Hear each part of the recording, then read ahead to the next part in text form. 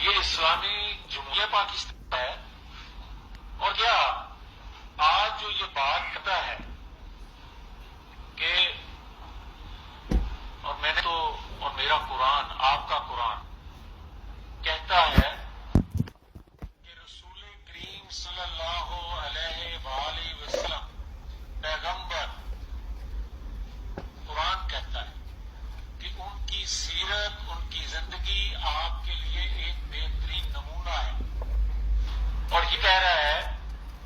کہ میں رسول کریم صلی اللہ علیہ وآلہ وسلم کی سیرت سے،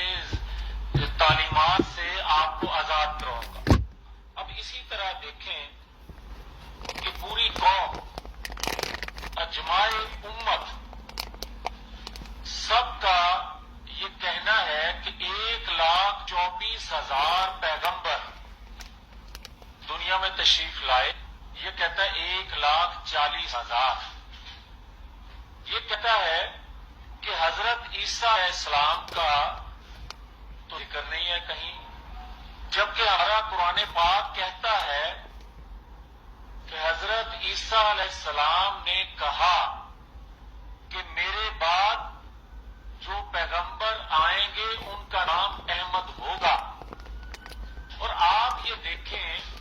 کہ ہمارے قرآن میں ایک پوری سورت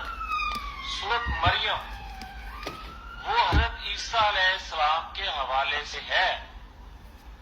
تو پھر یہ کہتا ہے کہ اگر کوئی شخص، خاص طور پر جو کلپ آپ نے دیکھا جو عود کے وقت یہ خاتم النبیین نہیں کہہ سکتا تھا، اور جو اوپر سے چہرے سے مسکرا رہا تھا